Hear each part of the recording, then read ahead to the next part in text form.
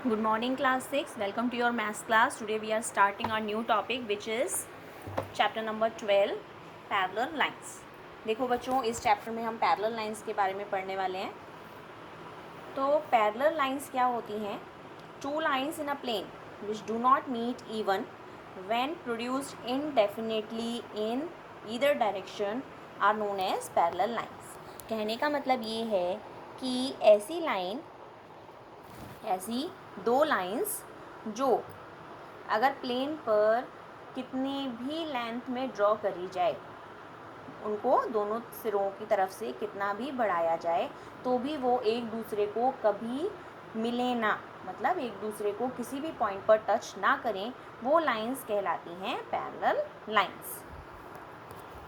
जैसे कि हमें यहाँ पर दो लाइंस दी हुई हैं, इसको आप कितना भी एक्सटेंड करोगे ये कभी भी एक दूसरे को नहीं काटेंगी, तो ये लाइंस हमारी पैरेलल लाइंस कहलाएंगी. नेक्स्ट देखिए बच्चों, distance between two parallel lines.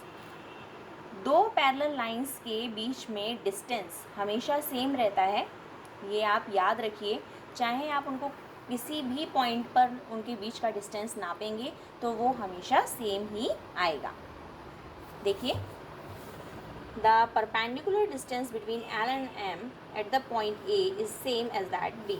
कहने का मतलब ये कि अगर इन दो लाइंस के बीच में आप एक परपेंडिकुलर लाइन ड्रॉ करें, परपेंडिकुलर मतलब 90 डिग्री एंगल अगर आप ड्रॉ करते हो एक लाइन से दूसरी लाइन के ऊपर, तो इन दैट केस अगर आपने ए पर एक परपेंडिकुलर ड्रॉ किया एंड बी पर एक परपेंडिकुलर ड्रॉ किया, तो ए पॉइंट और बी पॉइंट, ए से डी और बी से सी, तो इन दोनों की जो लेंथ आएगी वो बराबर ही आएगी. It means perpendicular distance will be the same between two parallel lines.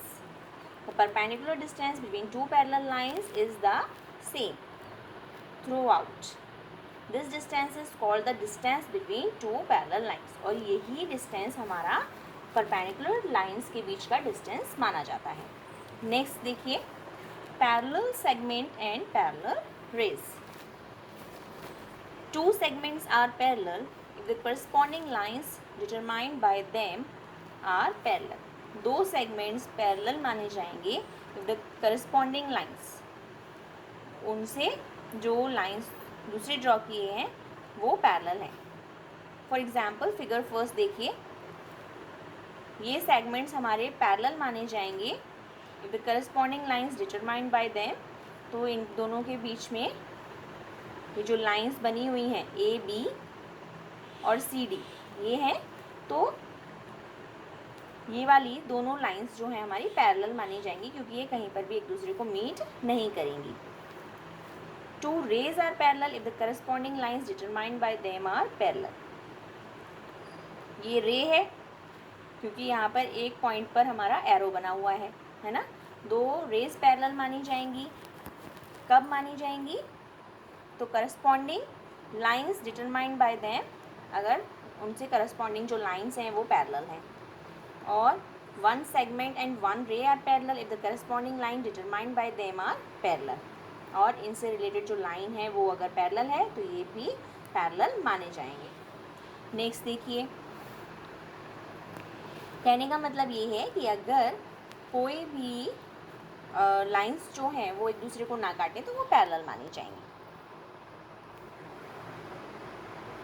तो बच्चों, इस चैप्टर में हम सिर्फ पैरेलल लाइंस के बारे में ही पढ़ रहे हैं.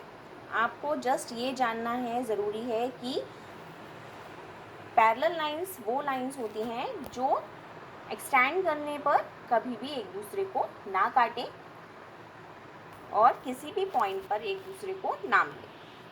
तो रेलवे की जो ट्रैक होती है वो भी ऐसी ही होती है कि रेलवे वो कभी भी एक दूसरे को कट नहीं करती है. ट्रेन जो चलती है, railway lines are made parallel, है ना. अगर वो पैरेलल नहीं होगी तो हमारी ट्रेन ठीक से नहीं चल पाएगी. Okay students, we will meet in next class. Till then bye.